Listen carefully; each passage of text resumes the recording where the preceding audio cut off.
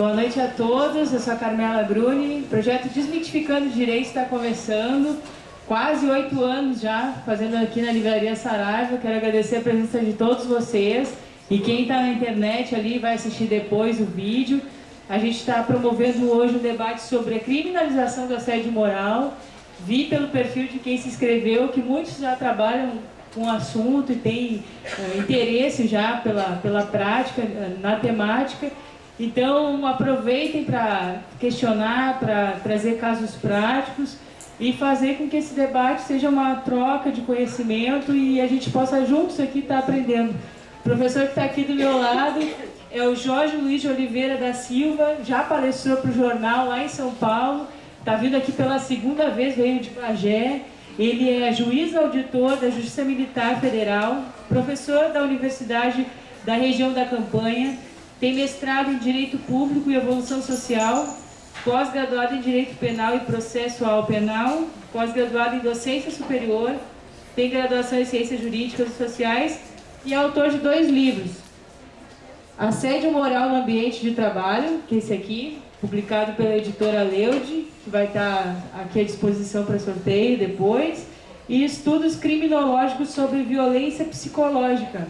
Esse livro daí é uma publicação da Estácio de Sá. Eu agradeço novamente a presença de vocês. O mês que vem vai fazer 8 anos o jornal, né? Agora é 15 de novembro, a gente já está preparando a edição. Vocês podem sugerir artigos, professores, temas também, que a gente está avaliando e, na medida do possível, está trazendo isso para o jornal. E também aqui, trazer as palestras, quem assiste aqui também pela internet, depois pode estar fazendo as sugestões. Professor, não vou me alongar, só peço para vocês que quem tiver interesse em receber o certificado de presença, assine o livro de presença e mostre a carteirinha de identidade no final da palestra que a gente vai entregar para vocês. Então, boa palestra a todo mundo. Professor, seja muito bem-vindo e obrigada por estar aqui hoje. Obrigado, Carmela, pelo convite. Segunda vez que a gente pode colaborar com esse projeto, Desmistificando o Direito, e é sempre um grande prazer. Muito obrigado pelo convite, Carmela. Agradeço a presença de todos, uma boa noite. E, sem maiores delongas, vamos começar a falar um pouquinho sobre a temática de hoje, que é a criminalização do assédio moral. Essa palestra ela é similar a uma palestra que eu ministrei na Universidade Católica de Braga, em Portugal, em abril, no Congresso de Criminalidade, que foi organizado lá em Portugal. E dessa palestra no Congresso resultou um artigo que será publicado na revista do Congresso até o final do ano. O tema de hoje, a criminalização do assédio moral, ela ganha relevância uma vez que cada vez mais nós estamos numa sociedade em que os fenômenos jurídicos recebem um reclamo da nossa sociedade em termos de criminalização. É muito comum hoje, quando algum tipo de fato social ocorre, e esse fato social atinge a sociedade em termos gerais de forma mais incisiva, que haja o reclamo do povo em que essa conduta seja criminalizada. Então, o que a gente vai hoje aqui falar em poucas palavras, de uma forma bastante sintética, é justamente se o assédio moral ele tem relevância suficiente no campo social para vir a ser criminalizado, ou seja, o assédio moral ele tem potencial para vir a ser considerado uma conduta tipicamente penal. Muito bem, para que a gente realize essa digressão, nós vamos fazer uma espécie de jogo. Nós vamos trabalhar com os conceitos básicos de assédio moral e os conceitos básicos do direito penal. E ao final vamos concluir se o assédio moral tem potencial ou não para ser criminalizado. E vamos fazer breves comentários sobre o projeto de lei que insere no nosso Código Penal o tipo penal do assédio moral. Vamos ler para vocês o projeto de lei e vamos realizar algumas pequenas críticas, já ressaltando que esse projeto de lei está meio que esquecido no Congresso Nacional, como tantos outros. Pois bem, assédio moral. Sempre quando eu vou realizar uma palestra, uma intervenção envolvendo assédio moral, a primeira coisa é contextualizar. E contextualizando da forma a conceituar o assédio moral. Por quê? Quando eu comecei a estudar assédio moral, no ano 2000, 2001, era um fenômeno muito pouco conhecido. As pessoas realizavam grandes confusões sobre assédio sexual. Me lembro que em 2001, na Universidade Estácio de Sá, lá na Barra da Tijuca, eu fui ministrar uma palestra sobre assédio moral, até então um tema um pouco de grande desconhecimento. E foram repórteres do Jornal do Brasil fazer uma entrevista e ficaram profundamente decepcionados quando souberam que a entrevista não seria sobre assédio sexual, e sim sobre assédio moral. Mas acabaram também, no final, se surpreendendo com esse novo fenômeno jurídico que naquela época despontava no Brasil, graças ao trabalho da doutora Margarida Barreto, uma psicóloga social lá de São Paulo. Então, até hoje, é importante a gente conceituar e contextualizar o assédio moral de uma forma correta, porque, inclusive, a gente vê decisões da Justiça do Trabalho, Justiça Federal, com algum grau de equívoco na consideração do assédio moral. Então, lá no meu livro, na segunda edição do meu livro, eu conceituo o assédio moral como sendo a submissão do trabalhador a situações vexaminosas, constrangedoras e humilhantes, de maneira reiterada e prolongada, durante a jornada de trabalho ou mesmo fora dela, mas em razão das funções que exerce, determinando com tal prática um verdadeiro terror psicológico que resultará na degradação do ambiente de trabalho, na vulnerabilidade e desequilíbrio da vítima, estabelecendo sérios riscos à saúde física e psicológica do trabalhador e às estruturas da empresa e do Estado. Claro, é uma conceituação bastante, vamos dizer, completa, porque dessa conceituação a gente extrai não só a visualização básica do assédio moral, como o seu potencial em termos de consequências, não só para a vítima, mas também para o próprio Estado. Ou seja, é sempre importante a gente lembrar que o assédio moral não é uma conduta estanque, não é uma conduta isolada. O assédio moral é sempre e será sempre um processo. Por isso que exige ações reiteradas envolvendo o agressor e a vítima. Então, algumas condutas que envolvem o ambiente de trabalho, elas podem sim gerar riscos à vítima, ela pode sim gerar danos substanciais à vítima, pode ser já no campo jurídico, inclusive as questões indenizatórias, mas ela não será nunca assédio moral, porque o assédio moral, ele é um processo, é necessário que seja uma concatenação arregimentada das condutas que visam atingir a vítima de uma forma degradante. Em última instância, degradar a autoestima da vítima e, degradando assim a autoestima, degradando também, por tabela, o próprio ambiente de trabalho para com aquela vítima. Então, nós vamos ter aí sempre um processo, sempre um processo. E é importante frisar isso, porque eu já vi algumas decisões judiciais que apontam o assédio moral, mas em condutas estanques, em condutas isoladas. E esse tipo de evento não caracteriza o assédio moral. Um outro ponto interessante, e que eu já, inclusive, participei de diversos congressos e alguns palestrantes tiveram essa abordagem, e a gente sempre ressalta isso, o objetivo primeiro do assédio moral não é a demissão da vítima, não é o afastamento da vítima do ambiente de trabalho.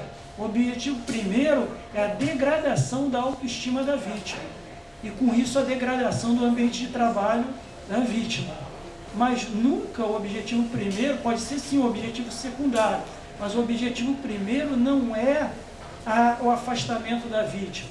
Inclusive, verifiquei casos no Rio de Janeiro, no Judiciário do Rio de Janeiro, em que um juiz praticava assédio moral em detrimento de uma servidora e resistia bravamente aos pedidos dela de remoção lá da vara. Por quê? Porque ele queria manter aquele sistema de dominação com a vítima. Então, o objetivo dele não era o afastamento da vítima do ambiente de trabalho. Não era a demissão, não era essa situação periférica, que pode vir sim a se caracterizar, mas no segundo momento. O objetivo dele era manter aquele sistema de dominação em relação à vítima e degradar a autoestima dela. Então é outro ponto que a gente tem que vincular bastante. Então a gente contextualiza assim o que é o assédio moral. Com essa contextualização, a gente entra para os conceitos de direito penal. Direito penal envolvendo crime. Nós queremos saber, ao final dessa intervenção, se o assédio moral tem ou não a potencialidade de vir a ser considerado um delito autônomo. Muito bem. O que é crime?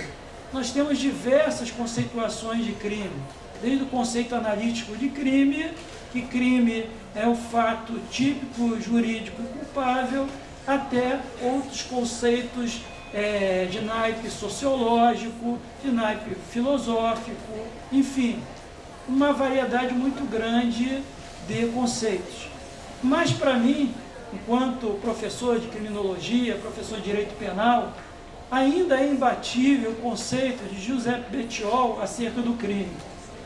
Ele conceituou o crime da seguinte forma: costuma-se dizer que o crime compromete as condições de existência, conservação e desenvolvimento da sociedade, e que o conteúdo substancial do crime consiste precisamente na ofensa de uma destas condições.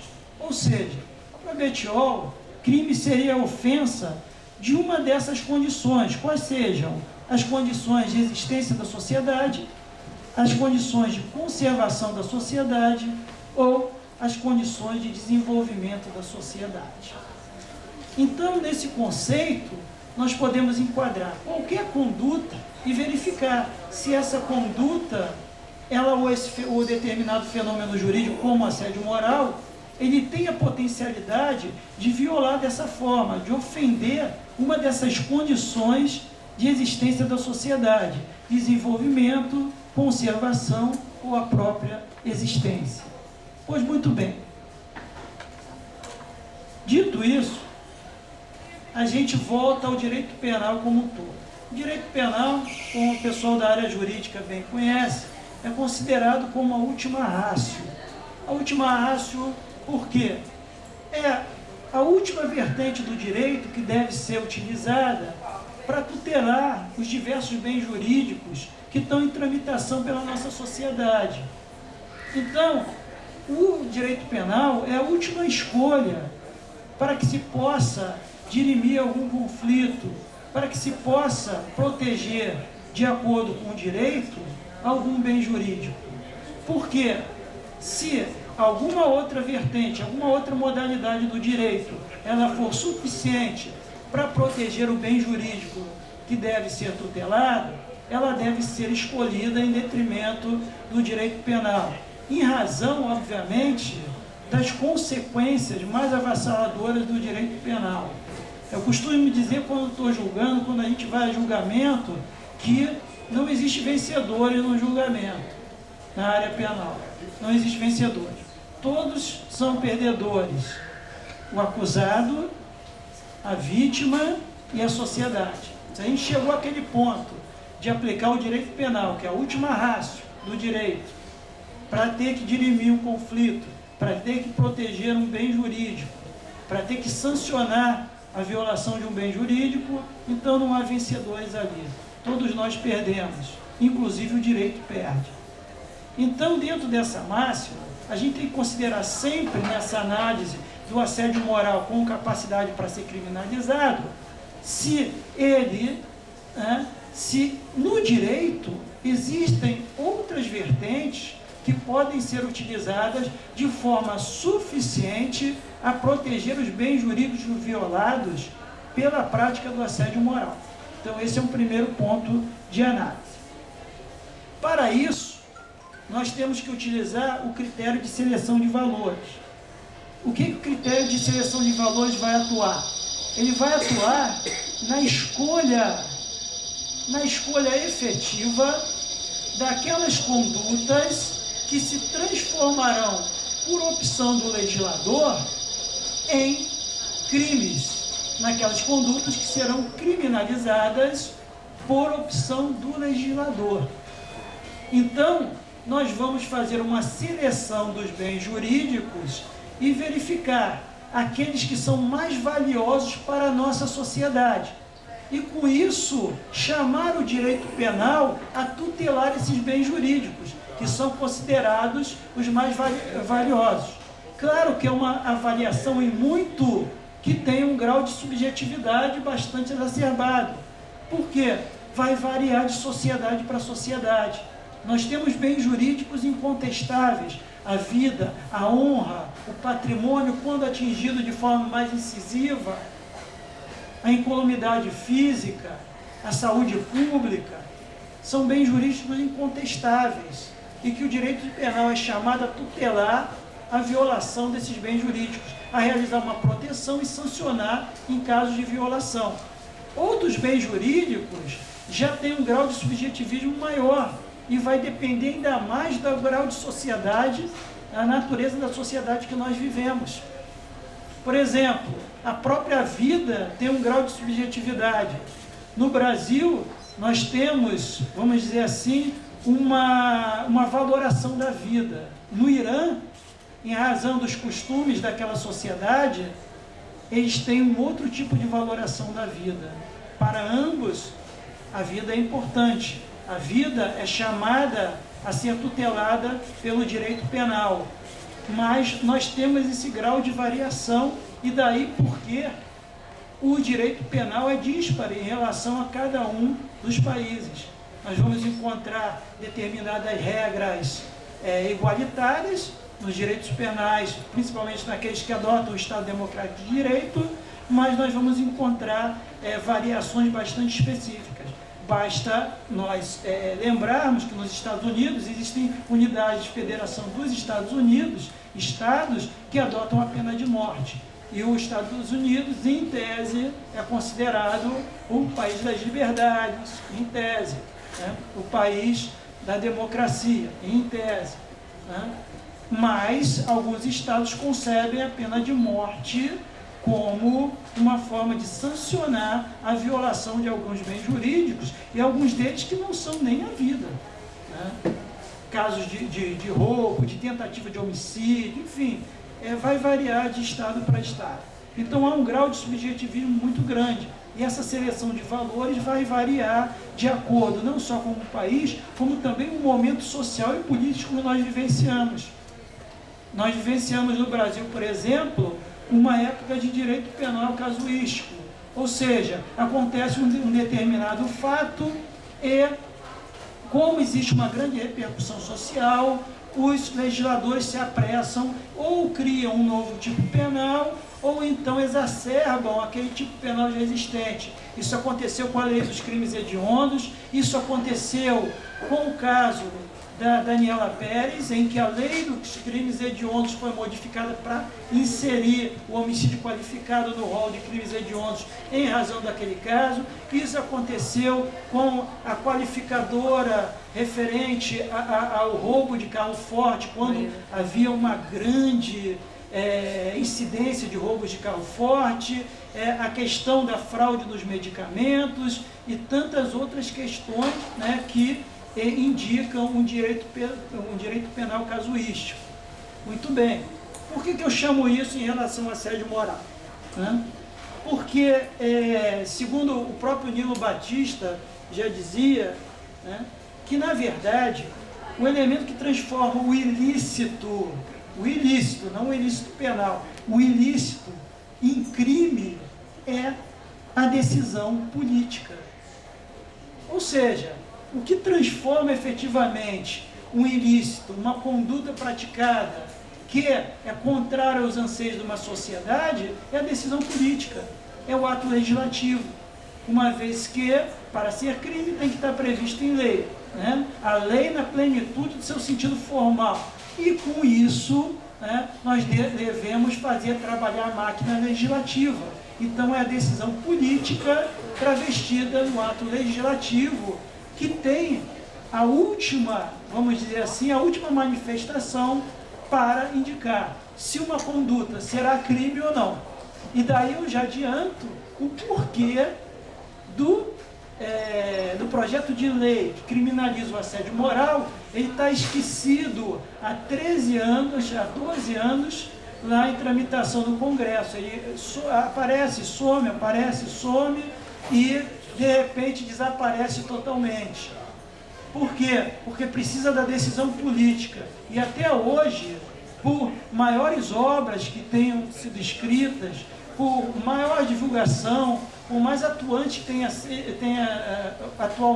seja atualmente os sindicatos, o próprio Ministério do Trabalho, a Procuradoria do Trabalho, a sensibilização do Judiciário, enfim, por maior que seja o avanço em relação ao esclarecimento, a visibilidade, o que eu chamava na época que eu fiz minha dissertação de mestrado, da visibilidade social e jurídica do assédio moral, por mais que tenha sido o Brasil o país que mais produziu leis sobre o assédio moral, todas elas registradas somente em seara administrativa municipal e estadual, ainda hoje, aqui no Brasil, o assédio moral é e continua sendo um tabu. É e continua sendo algo que se aproxima, segundo a visão de muitos, da fraude. Qualquer exercício do poder de comando do empregador, a pessoa já diz que é assédio moral. Então existe ainda, né, esse sofisma em volta do assédio moral que impede a decisão política mais incisiva e assim a tramitação adequada desse projeto que criminaliza o assédio moral. Tá? Muito bem. Para se falar em criminalização de algum núcleo, nós temos que invariavelmente falar do direito penal da intervenção mínima. Se o direito penal é a última ratio do direito, é a última vertente do direito que tem que ser utilizada para que se possa proteger algum bem jurídico, de forma que se outra proteger suficientemente, nós temos que eliminar o direito penal. Obviamente, nós temos uma concepção de direito penal de intervenção mínima, ou seja, ele é a última ratio. Ele vai intervir na vida da sociedade o mínimo possível, tutelando o mínimo de bens jurídicos possíveis. Pois muito bem. Então, o direito penal sempre terá um caráter subsidiário e sempre nós vamos ter aquela situação da seleção de valores de acordo com a sociedade, aferindo a potencialidade ofensiva da conduta ou do fenômeno jurídico-social. Ou seja, vamos avaliar primeiro naquela conduta, naquele fenômeno jurídico-social, qual a potencialidade ofensiva e lesiva realmente que ele traz para a sociedade. E a partir daí, nós vamos sinalizar se é possível criminalizá-lo ou não. O professor Luiz Flávio Gomes, ele adverte, né, corroborando tudo que eu já disse até agora, que a primeira função do princípio da ofensividade desenvolve-se no plano político-criminal e tem a pretensão de limitar o legislador, leia-se, o ius puniendi, no momento das suas decisões criminalizadoras. Ou seja, é o vetor, o princípio da ofensividade, né, que deve seguir o legislador para não criar delitos à torta e à direita, para preservar essa questão da última ratio e verificar exatamente aquelas condutas que têm realmente um potencial ofensivo exacerbado em relação à sociedade. Então é um limitador que o legislador tem, um limitador, vamos dizer, de caráter até informal, para que ele tenha que pautar as suas condutas legislativas quando pretende criar um delito. Muito bem, prossegue ele. Particularmente, orienta-se no sentido de que os tipos penais sejam criados respeitando-se o axioma nulo lex sine iuris. Ou seja, não há lei penal sem injúria penal. Uma injúria grave à sociedade, injúria no contexto amplo. Muito bem. Então, nós concluímos com isso que o Estado ele vai manejar o direito penal como último recurso, somente quando houver afetação mais incisiva dos bens jurídicos mais salutares à vida. mais valiosos à vida. Só que, conforme nós falamos, isso é muito, muito subjetivo.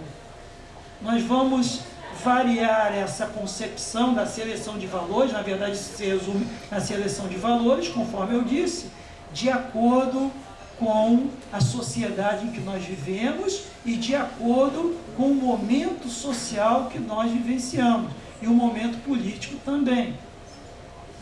Nós tivemos na época da ditadura militar, por exemplo, diversas leis que criminalizaram condutas que hoje elas não recebem mais essa tutela do direito penal. Em razão de quê? Em razão da decisão política, da seleção de valores que foi arregimentada de acordo com o momento político que vivenciávamos na época, certo ou errado, né? Mas isso cumpre exatamente a teoria que a gente acaba de esmiuçar. Então é nesse panorama que nós temos, evidentemente, que verificar se o assédio moral ele tem ou não potencial de ser incluído no catálogo de delitos no Brasil. Pois muito bem. Então, de tudo que foi dito, o assédio moral, ele viola que bens jurídicos? Ora, se o objetivo primeiro, como nós avaliamos no início da nossa intervenção, o objetivo primeiro do assediador moral é degradar a autoestima da vítima para com seu ambiente de trabalho, o que nós vamos ter aí? Nós vamos ter violado primeiramente a dignidade da pessoa humana, na sua concepção mais ampla. Em razão da dignidade da pessoa humana, nós temos o binômio honra e saúde física e mental atingidos pelo assédio moral. Temos uma evolução do patrimônio da vítima atingidos pelo assédio moral. E a própria vida em alguns casos bastante peculiares, como induzimento ao suicídio em especial. Existem muitos casos registrados, alguns no Brasil, muitos na Suécia, em pesquisa que foi feita na década de 80, em que o assediado moralmente ele é levado numa indução pelo agressor ao suicídio. Então nós temos um amplo catálogo, e quando se fala em patrimônio, eu faço questão de sempre esclarecer que o assédio moral não se limita a atingir a saúde física e mental da vítima. Ele se irradia também como um câncer para o patrimônio da vítima, nas relações sociais da vítima, né? E também na saúde financeira da empresa e muitas vezes do Estado. Nós temos um alto grau de absenteísmo em relação ao trabalho atribuído ao assédio moral. Com isso a pessoa ela fica encostada, se diz no jargão, no INSS, e isso é dinheiro público, desnecessariamente, sendo viabilizado para aquele plano ali. A empresa, ela deixa de produzir, por quê? Porque agentes fundamentais da sua produção, eles estão com as atenções voltadas para outros lucros indevidos. Na Itália, a Associação Prima da Itália fez uma pesquisa em meados de 2003, 2004, e chegou à conclusão que, em média, o assediador moral ele dedica 20% da sua jornada de trabalho em engendrar e aplicar as táticas e técnicas de assédio moral. Então, 20% da sua jornada de trabalho, que deveria estar voltado para as questões do trabalho, ele está voltado para arregimentar as estratégias e aplicá-las no assédio moral. Com isso também, invariavelmente, quando a vítima acaba não sendo afastada do trabalho por problemas médicos, ela tem o potencial laboral dela bastante reduzido. E isso se volta contra a empresa. Então o assédio moral é um péssimo negócio para a empresa.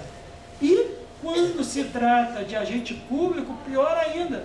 Já no meu livro eu alertava, o assédio moral ele tem caracteres inconstitucionais, porque o gestor que pratica assédio moral, ele viola os princípios basilares da administração pública. E, recentemente, eu escrevi um artigo, vocês podem pesquisar no Júlio Navegante, foi publicado semana passada, chamado O Assédio Moral como Ato de Improbidade Administrativa, onde eu comento uma recentíssima decisão da segunda turma do STJ, cuja relatora foi a ministra Helena Calmon, que considerou a prática do assédio moral por gestor público como ato de improbidade administrativa e sancionou o administrador público as penas da lei de improbidade administrativa. É um caso que aconteceu no Rio Grande do Sul, na cidade de Canguçu, envolvendo o ex-prefeito de Canguçu e uma funcionária.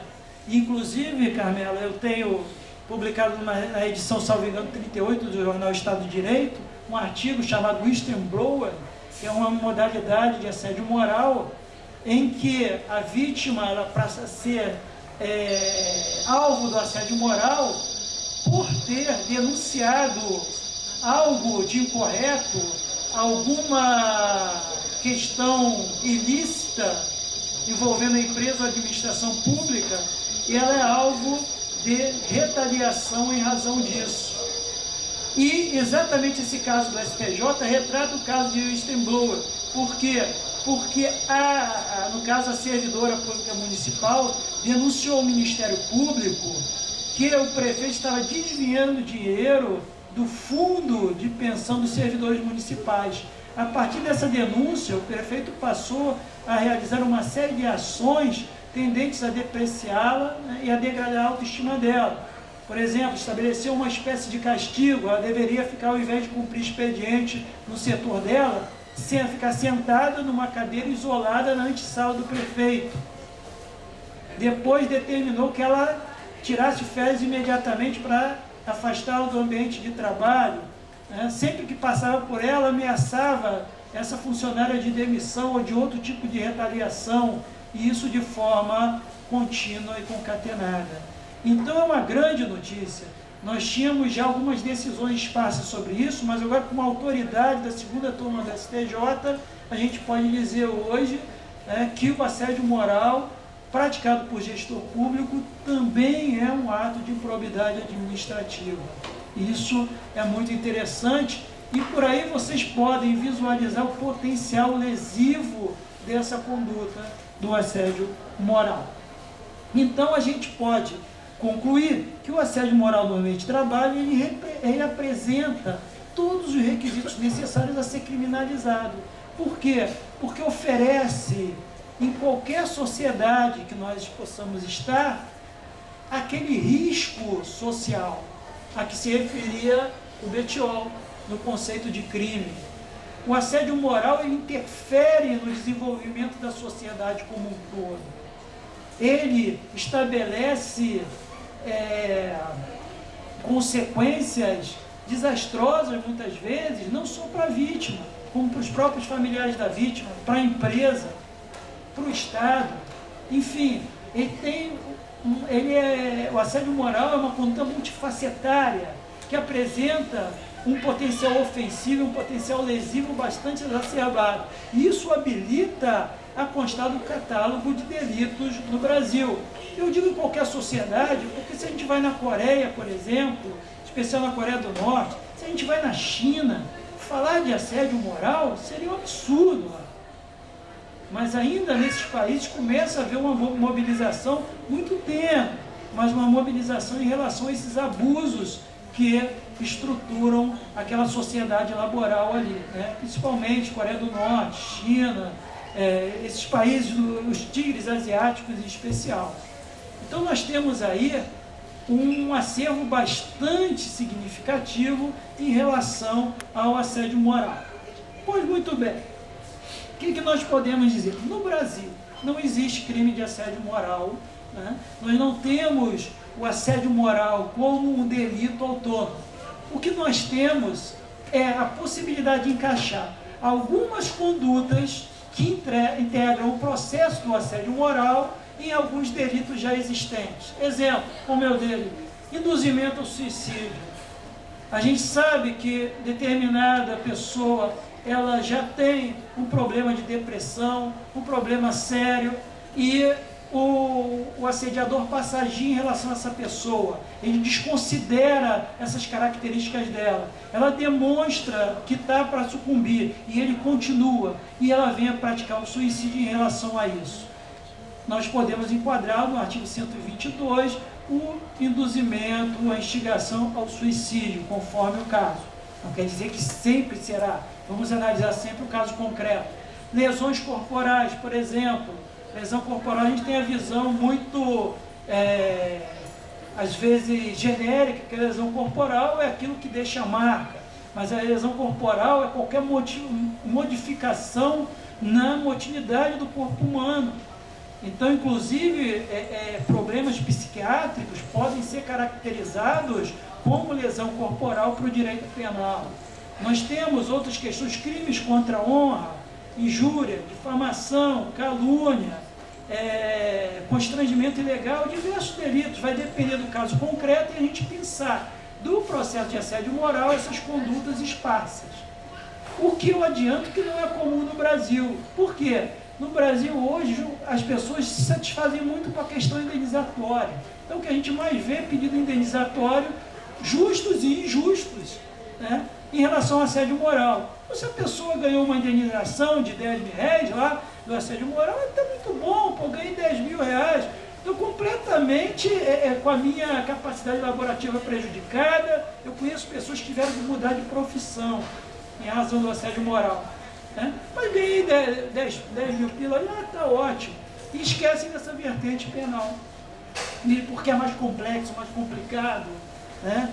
Então, focam muito na questão indenizatória. E por isso que nós não temos, basicamente, essa questão do assédio moral, né, como uma questão bem focada no juízo criminal.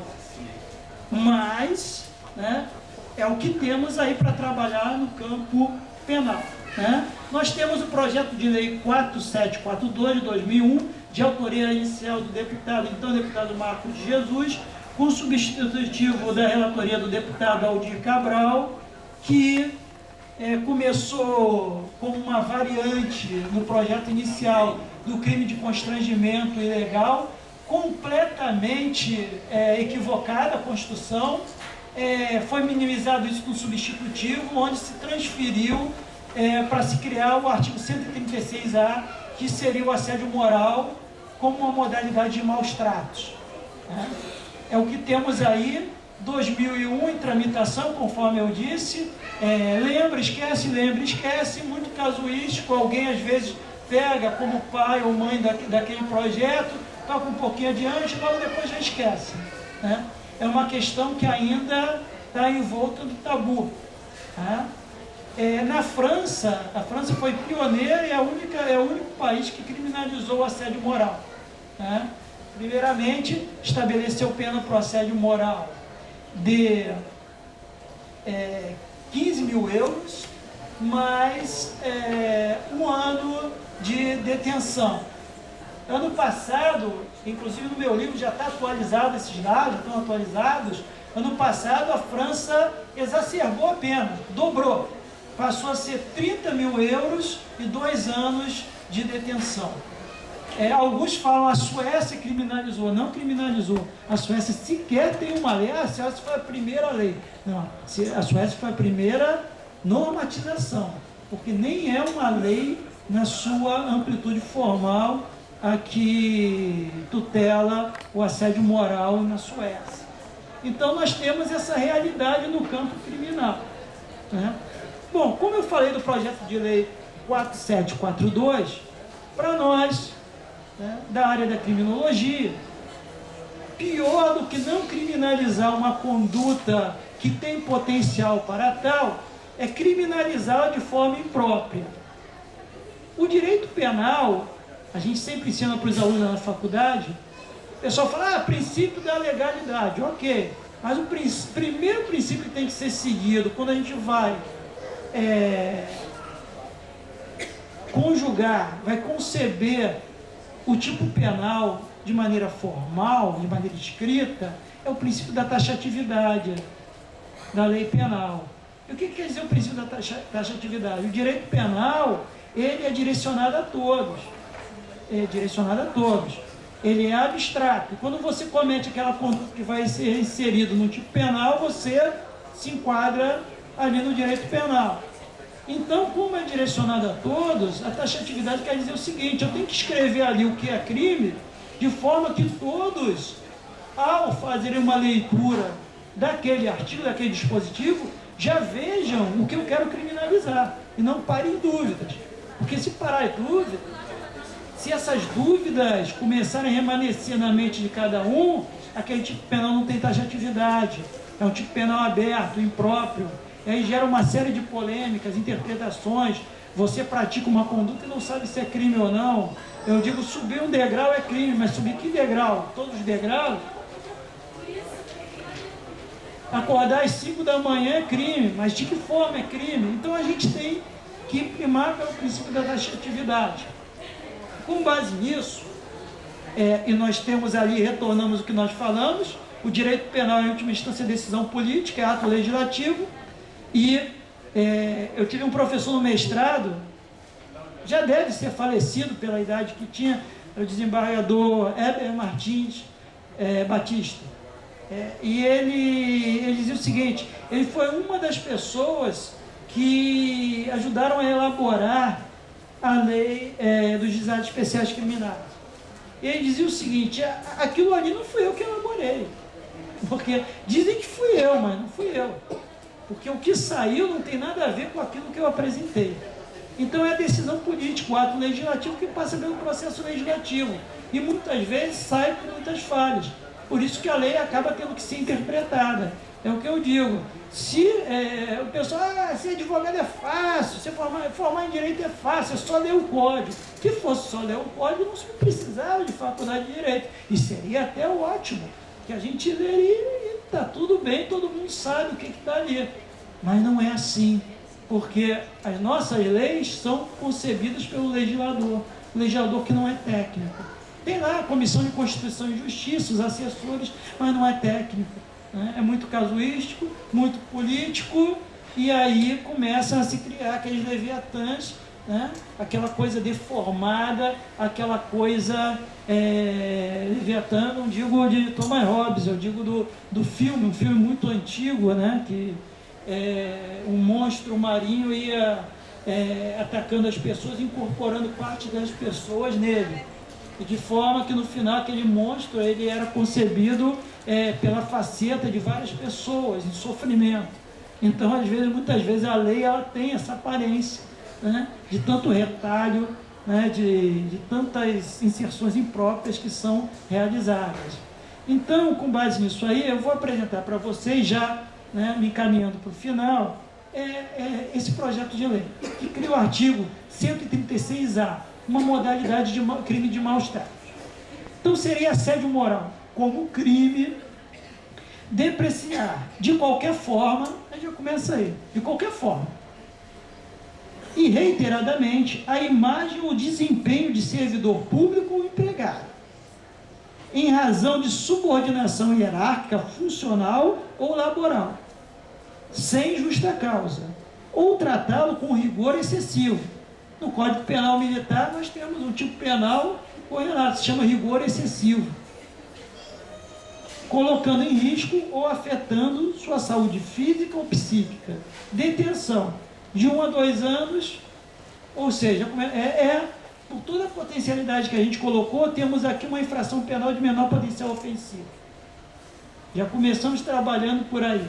Tipo penal aberto, cheio de lacunas, cheio de interrogações. Então eu faço 4 críticas sistemáticas a esse projeto. 1. Tipo penal vago, não atende ao princípio da taxatividade. Depreciar de qualquer forma. A gente negar ou generalizar representa não especificar. Isso é perigoso no direito penal. A imagem ou desempenho é uma coisa muito subjetiva. A lei penal ela não pode ter conteúdos subjetivos. E vai por aí. Um tipo penal aberto, que não prima pelo princípio, primeiro, quando a gente vai construir um tipo penal, que é o princípio da taxatividade. 2. Não contempla as modalidades ascendente, horizontal e assédio moral praticado por terceiros. Ou seja, o assédio moral não é só na modalidade clássica, onde o assediador, o algoz, é o empregador, vamos dizer, o superior hierárquico, e a vítima é o subordinado hierárquico. Essa é a descrição clássica. Mas nós temos também o assédio moral horizontal ou colateral, que envolve companheiros de trabalho de mesma hierarquia, que pode construir um processo de assédio moral, utilizando, claro, que outros protocolos que o superior hierárquico utiliza para concretizar seus intentos. E nós temos também o chamado assédio moral ascendente, onde o subordinado hierárquico figura como o agressor e o superior hierárquico, vamos dizer assim, para facilitar, ele funciona como vítima. E é mais normal do que possamos imaginar, só que não vem muito a lume, porque o superior hierárquico que sofre assédio moral de um subordinado, ele, muito mais do que ao contrário, ele se retrai. Porque por vexame da situação, por sentir vergonha extrema daquela situação. Tem um caso clássico que envolveu uma amiga minha, há muitos anos atrás, no Rio de Janeiro. Ela, muito jovem, passou no concurso para a magistratura do Rio de Janeiro. E foi lotada numa cidade serrana do Rio de Janeiro, onde há algum tempo não havia juiz. E quem mandava lá era o que eu chamo, que é meu diretor de secretaria, mas às vezes, dependendo do local, chefe de cartório, enfim. Era o escrivão, enfim.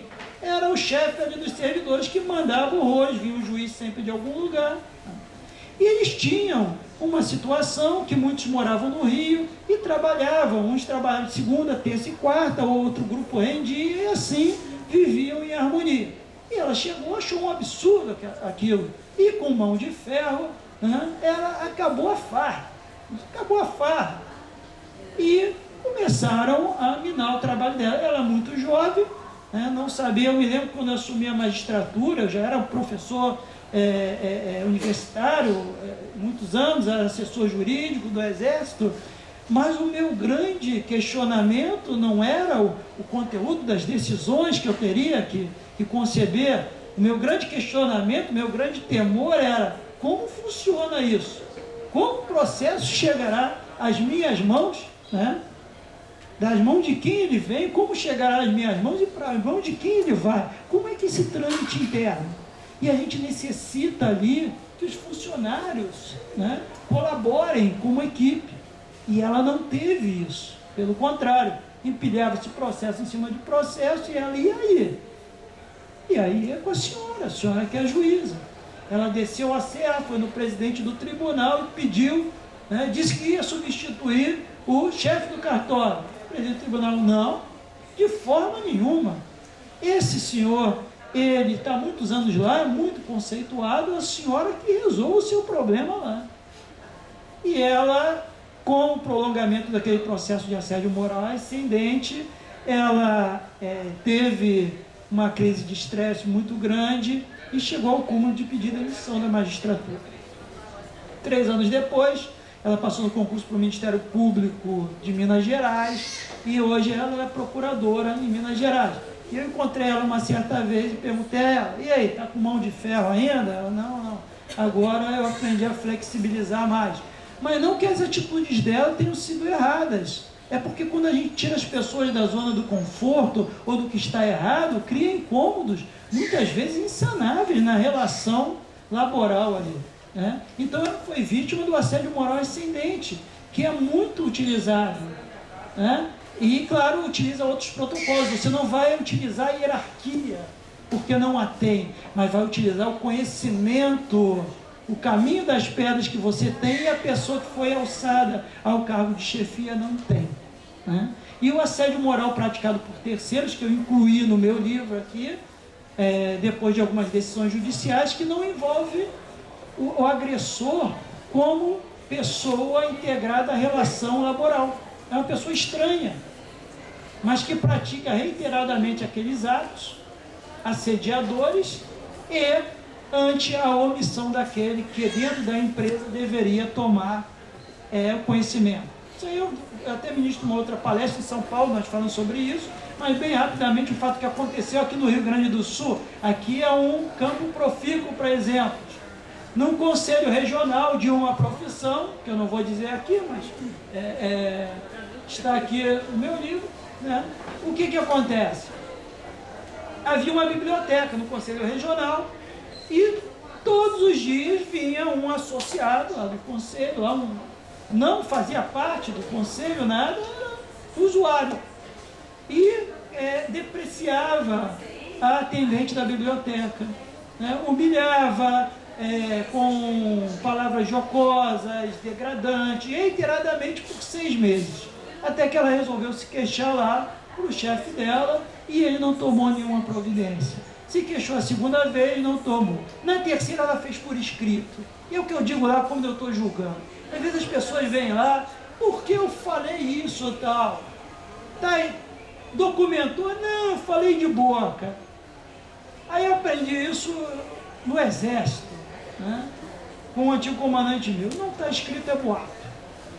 E isso a gente leva para a vida da gente tudo. Não está escrito, é boato.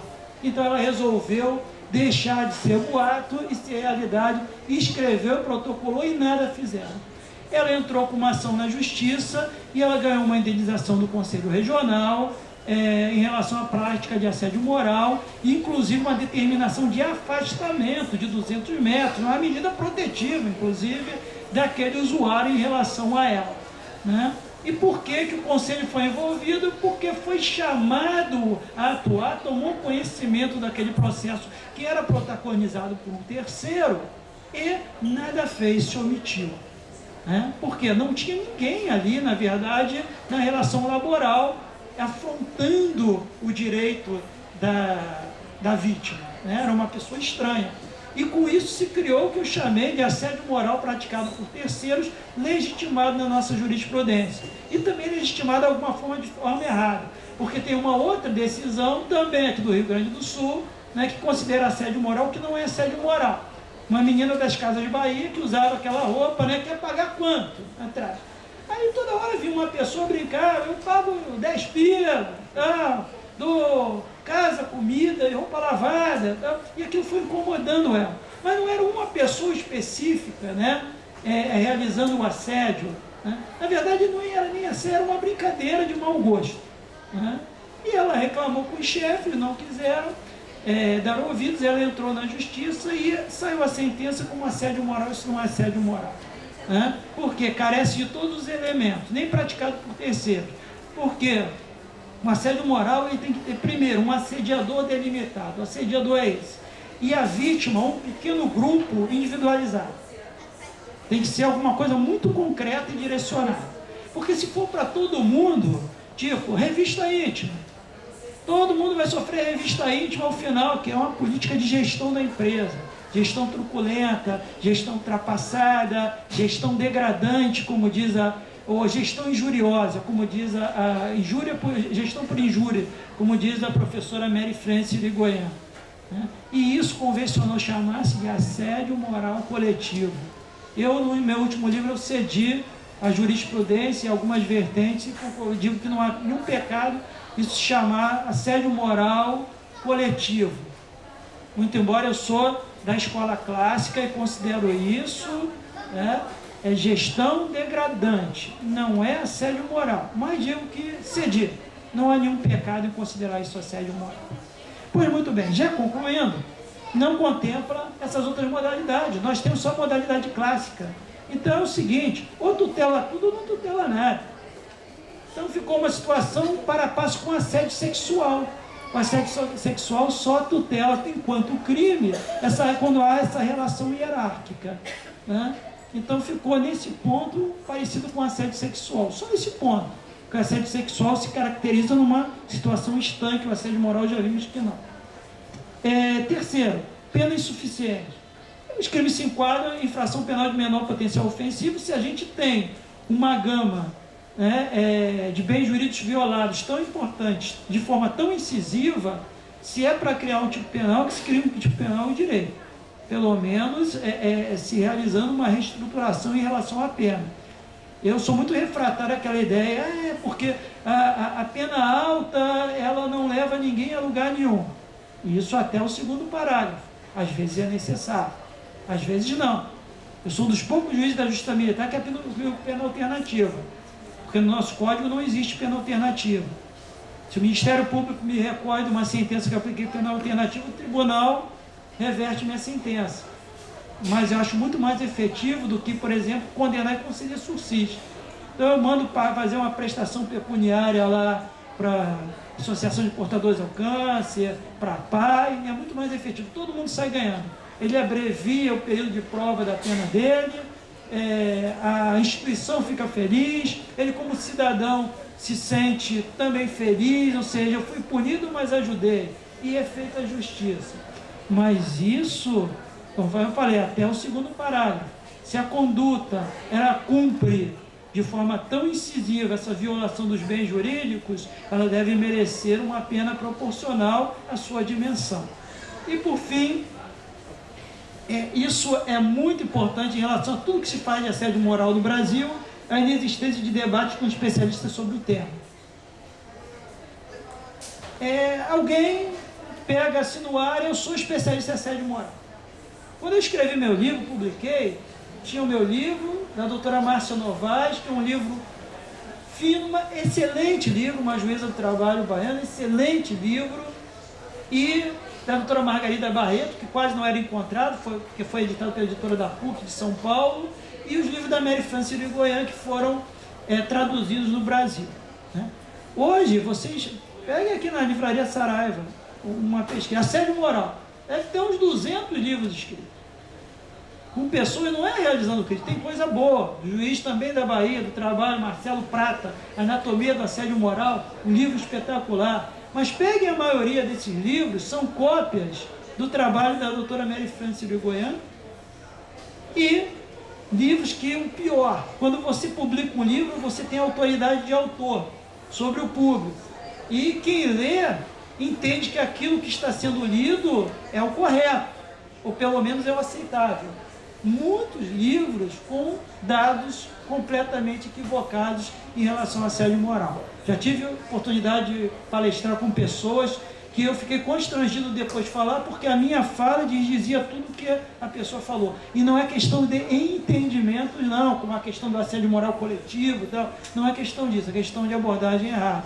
Então, se forjam, né, quando a coisa é legal, é boa para debater, se forjam pseudos especialistas, e muitas vezes são eles que são chamados para os debates, na hora de fazer uma lei numa prefeitura, na hora de fazer uma lei no Estado, na hora de se discutir no Congresso, na Câmara dos Deputados, sobre esse tema, são essas pessoas que são chamadas.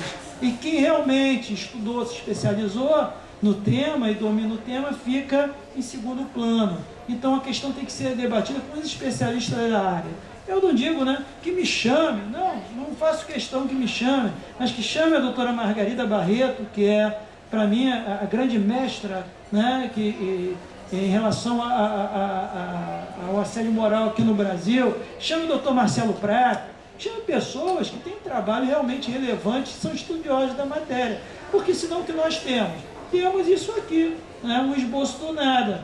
Né? Além de travado no Congresso, se viesse aprovado nesse formato, o que já melhorou muito do projeto original.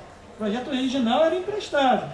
Né? Nós vamos ter um tipo penal que não está à altura do potencial em relação ao assédio moral, do que o assédio moral causa no seio da nossa sociedade. E é com essa perspectiva que a gente deve analisar a criminalização do assédio moral. Tem potencial de criminalização? Totalmente. Tem potencial extremo para ser criminalizado. Mas, para ser criminalizado de uma forma imprópria, como os ventos sopram no Congresso, melhor que se deixe como está. A gente vai tentando adequar, ou então o direito penal fica esquecido como última ratio, vamos nos contentando com a questão da indenização, e agora, com essa decisão do STJ, considerando ainda mais o assédio moral praticado como gestor como ato de improbidade administrativa, que é um grande passo em relação à consolidação do assédio moral nesses viés. e, principalmente na administração pública, cria aquela situação que é uma situação secundária da lei, mas está no escopo da lei também, que é de causar temor, né? Porque se pelo amor a gente não consegue convencer, vamos tentar pelo teor, o teor, entre aspas, né, o temor que a lei causa. Então hoje o administrador público, quando visualizar aquilo ali, ele vai ver, opa, além de tudo isso aqui é um ato de improbidade administrativa. Pode sobrar e sobrar muito para mim. Claro, que aí eu gostaria, quando eu começo a falar, mas já vou encerrar, né, como diz aquele filósofo oriental, né, que para ser entendido, fale de pé para ser visto, fale alto para ser ouvido e fale pouco para ser entendido. Então eu vou, mas eu sempre gostaria de dizer o seguinte, eu não sou daqueles que, todo mundo é vítima. A gente vê caso a caso, porque existe muito oportunismo também. E aí eu trato exatamente nessa outra palestra que a gente até ministrou em São Paulo, né, quando eu falo das novas questões do assédio moral, sobre as falsas acusações do assédio moral. Eu tenho um artigo publicado na Revista de Direito Militar, que anda aí pela internet também. Chama-se Falsas Acusações de Assédio Moral no Ambiente Militar, a outra face da moeda. Ou seja, aquela mão que acaricia também é aquela mão que bate, que castiga. Então, todo direito deve ser exercido com responsabilidade. E a gente tem que avaliar sempre o caso concreto. Obrigado.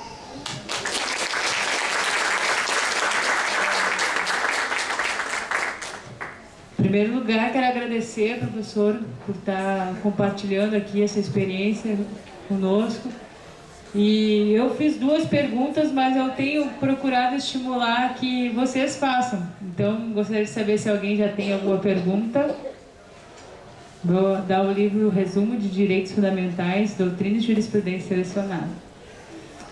Vamos ver quem é que faz a pergunta. Então tá. Deixa eu passar o microfone aqui para a gente estar gravando aqui, o meu da editora Impulso. Precisa o microfone? Isso, é porque tá gravando. Boa noite, meu nome é Canhanga, eu sou músico, compositor, de nacionalidade angolana, sou formado em administração pelo IPA.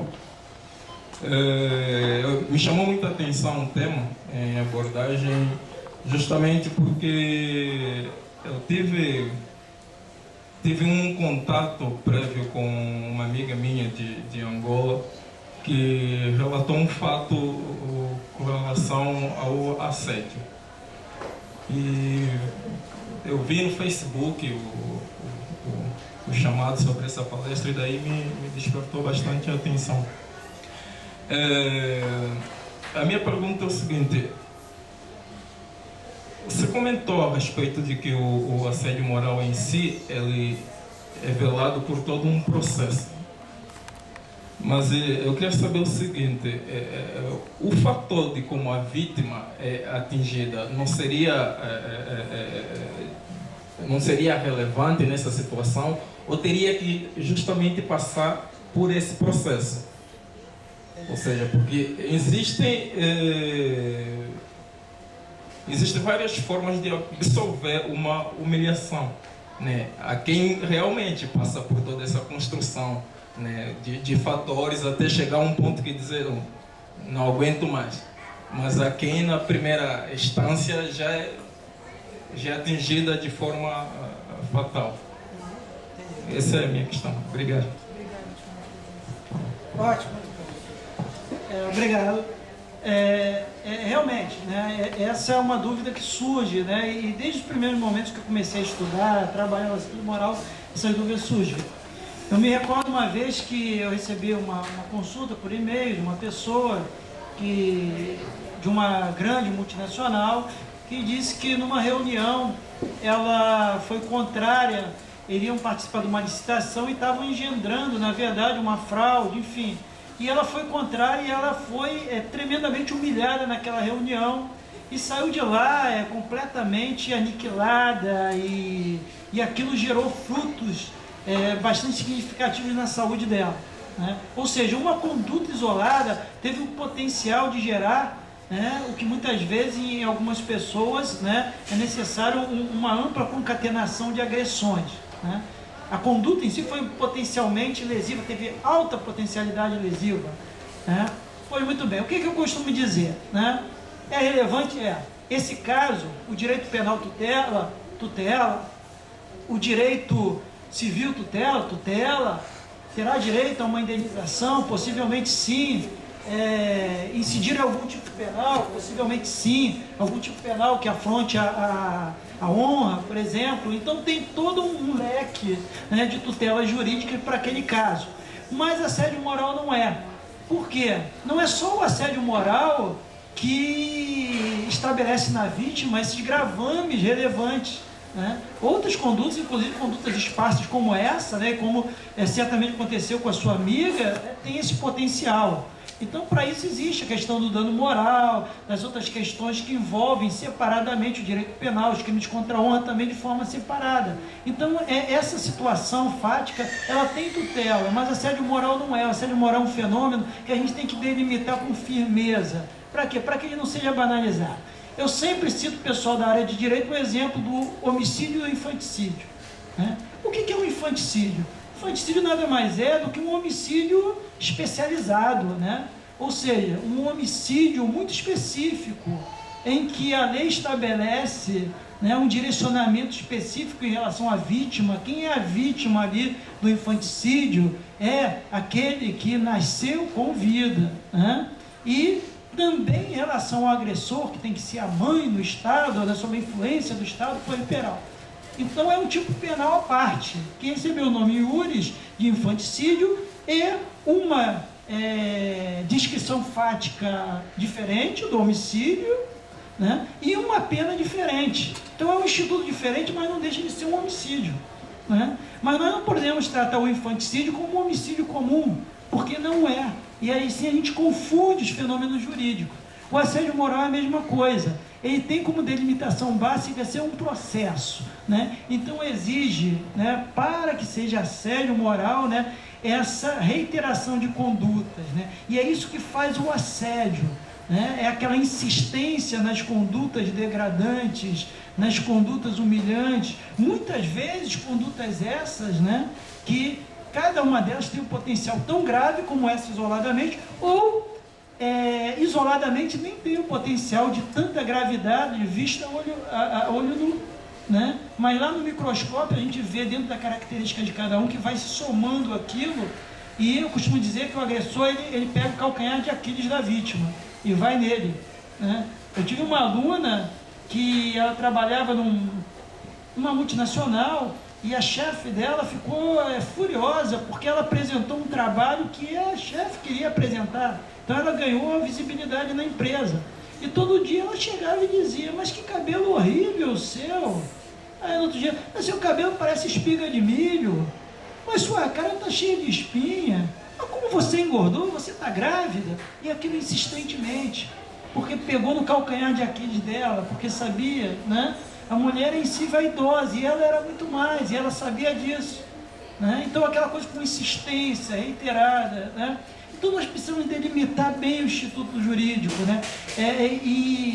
E essa pessoa também ficou indignada. Eu disse: não, isso não é assédio moral. Mas como não é? Isso tem que ser assédio moral. E como fica a minha situação? A situação dela fica tutelada, quer seja pelo direito penal, nos casos de crime contra a honra, quer seja também em relação ao direito civil, né, o ressarcimento, a responsabilidade civil e outros mais, né? Mas assédio moral não é, né? Porque tem que passar necessariamente por esse conjunto. Mas não quer dizer que essa ação isolada, que tem esse potencial lesivo, ela fique, né, descoberta do direito. Nós sabemos que não, né? Estamos, né, completamente aí no nosso dia a dia, né? Alguém xinga uma pessoa: eu vou na justiça, né? Enfim, é mais ou menos isso. Obrigado. Mas é uma dúvida que realmente ela assola, né, grande parte das pessoas. Alguém gostaria de fazer mais alguma pergunta? Vou dar o livro do Assédio Moral no Ambiente de Trabalho, que é da editora Leude, está na segunda edição do professor Jorge Luiz. Mas se puder fazer no microfone, facilita aqui para o pessoal na internet depois poder assistir. Boa noite. Professor, no caso da juíza que o senhor referiu, não seria caso de insubordinação e desídia dos servidores? Não seria caso de assédio o presidente ter obrigado a juíza a continuar com os servidores lá? E, por fim, no caso da lei dos crimes hediondos, né, o senhor citou um fato de grande repercussão ter ocasionado a alteração da lei.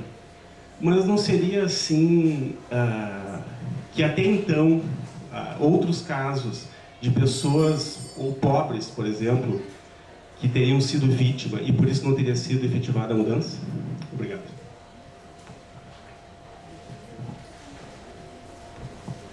O primeiro caso, sem dúvida, né? Foi um ato impróprio, né? Ou seja, o assédio moral, né?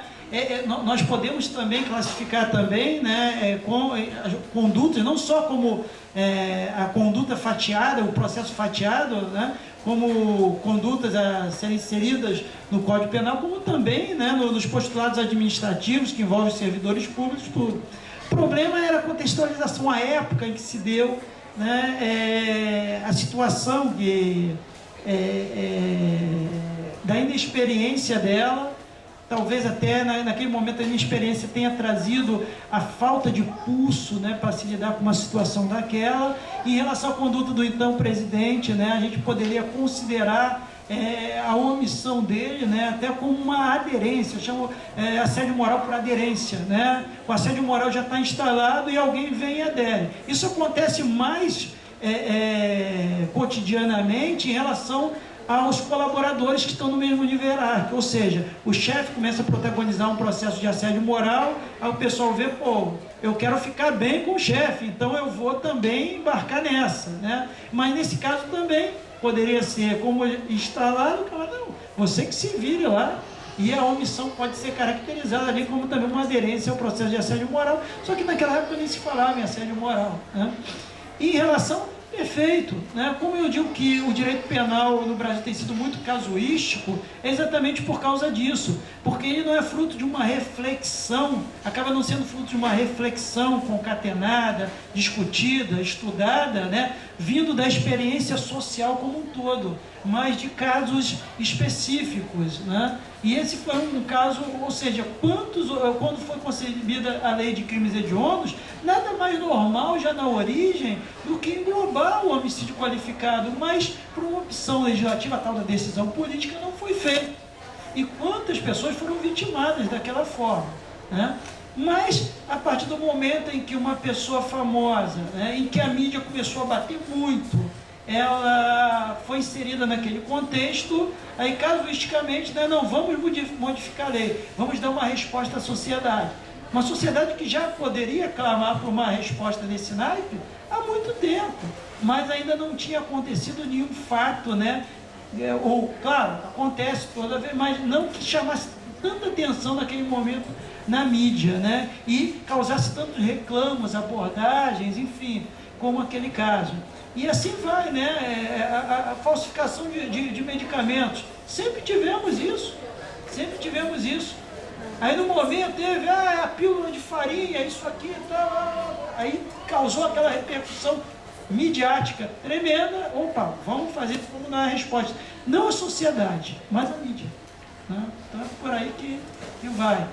Eu não sou daqueles abolicionistas, o direito penal tem que acabar, o direito penal não resolve nada. Eu acho que resolve muito. Inclusive lá na Justiça Militar, o STF, ele corroborou esse entendimento. Nós continuamos aplicando o Código Penal Militar para os usuários de entorpecente. Não pode usar, pode, só não pode usar dentro do quartel, né? E nós temos feito um trabalho com esses meninos que é o maior número de processos que eu tenho na minha jurisdição, infelizmente, pega toda a fronteira oeste ali, é entorpecente. Nós temos feito um trabalho fantástico com esses meninos, de pessoas que eu vejo ali degradadas ali, e a gente pega e pá, condena. Eu digo, vai punir, vai prender. Não vai prender não, vai prender se ele quiser, vai ficar 1 ano em tratamento ambulatorial, vai se cuidar, e a gente monitorando. 1 ano depois o cara vem. Aí eu já tive felizes experiências, né, de ver isso aí, né? O camarada desabrochar como ser humano, né? Um ano depois e agradecer. Eu já tive o caso da mãe, que nós aplicamos a pena de soldado, a mãe veio falar comigo e pediu para eu aplicar a mesma pena ao filho dela de 16 anos, que nada tinha a ver, claro, com as Forças Armadas, e também não tinha feito uso de nada disso, né? Porque ela achou o máximo aquilo que o filho dela pela primeira vez ia se tratar, ia ser monitorado no tratamento. Então a pena, né, que nós chamamos de pena corporal, porque é o direito penal, quando ela é exercida com equilíbrio, né, ela é muito valiosa, né? Ela não pode ser exercida com desequilíbrio, que a gente vê, né? A pessoa furtou um sabonete, né? Está lá mofando na cadeia, o cara por tráfico de droga no outro dia está solto. Roubo. A gente vê casos lá, eu não consigo entender como juiz criminal, no caso da minha camarada de lá, foi preso em Bagé lá, foi preso com roubo, roubando não sei o que, assalto à mão armada mesmo, né? Saiu, foi preso no dia tal, saiu 2 dias depois do presídio, depois saiu novamente, agora está sendo preso por roubo pela 4ª vez, mas como é que pode isso? Né? Aí é que não adianta. E a pessoa que furtou um sabonete está presa lá. É esse o direito penal que eu abomino, né? Então, a gente tem que exercer com muito equilíbrio. E aí que vai, se vocês me permitem, só uma parte, uma defesa da minha instituição. Muito tem se falado da Justiça Militar, eu sou da Justiça Militar Federal, nada conheço da Justiça Militar Estadual, por isso não opino, né? Mas convencionou-se dizer que o número de processos é que faz o valor da justiça. E o juiz federal falou para mim, eu tenho 15 mil processos. Quantos processos você tem? 300? Tenho 300. Ah, eu tenho 15, queria ver você com 15 mil. Eu falei, mas vem cá, você conhece seus processos? Não, eu não conheço, porque em INSS meu estagiário que julga, que sentencia e tal. Eu falei, mas, então o que está certo e o que está errado nisso? Né? Então a gente faz o trabalho, quem conhece, o advogado que vai advogar pela primeira vez na Justiça Militar, ele não quer outra coisa, porque ele é bem recebido, ele é respeitado a todas as prerrogativas dele, é recebido com deferência, enfim, a gente realiza um trabalho fantástico que infelizmente não é divulgado, né, em relação a esses meninos que são presos, acabam viciados, entorpecentes, né? Nós temos outros projetos que a gente desenvolve e é uma coisa muito legal. Eu tenho particularmente muito orgulho de fazer parte e lamento quando às vezes eu vejo pessoas, principalmente no Facebook, que hoje é fórum para tudo, né? Pessoas emitindo opiniões sem saber. Me perguntaram, o que você acha da Justiça Militar Estadual aqui do Rio Grande do Sul, quando houve aquela situação, né, de vamos acabar com a Justiça Militar Estadual? Eu falei, não posso dizer, eu não conheço. Não posso opinar porque eu não conheço, né? Então a gente tem que opinar porque não conhece, né? Se perguntar aqui de processo civil, não posso ouvir. Eu quero pedir para o professor me dizer 3 números que a gente vai fazer sorteio de 3 livros, de 1 a 48. Esses 48 são as pessoas que assinaram o livro de presença, vão concorrer aos livros, e aqui eu também tenho o controle de quem pediu o certificado, então só para a gente poder ter o controle. Tem 48 solicitações aqui nem todo mundo pediu o certificado, mas sei que teve gente que chegou depois, daí eu peço a compreensão até por causa do horário. 12, deixa eu anotar aqui. O que mais? 13 e 24. Tá. Então o número 12 é o Luiz Fernando Fraken Sardo, é isso? Pode passar para outra? Não? Então tá. Tá bom, tá. Solidariedade. Eu estou sempre aí, né? 13. Silvio Dutra. Tá aí o Silvio? Silvia ou Silvio? Silvio Dutra, não? Então eu vou passar para o 24 aqui. Cláudia Caros. Cláudia, tá aqui teu livro. Desapropriação por entidade privada, consequências para aquisição, execução, competência, registro e tributação do Pedro Ribeiro Duval Neto, da Pilares, tá? Vou pedir outros 2 números que a gente, para poder... O 1, né? Que é o... Número 1 e que mais? 7. 7. Não, a mãe não. A mãe... 2. Estão no 2 aqui, ó. O 2 o namorado não pode. O 3. O 3 é a Juvenina.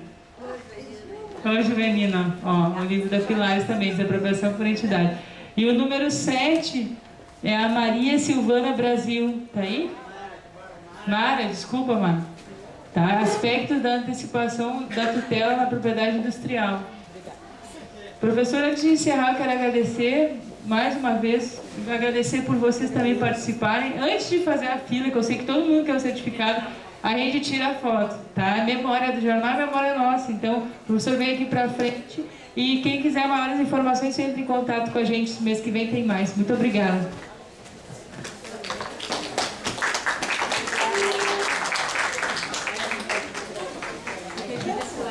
Olhando pra mim, pra cá.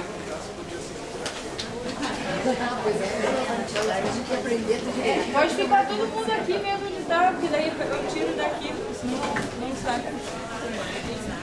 Tiago, desliga pra mim. Pode juntar mais, senão não vou aparecer.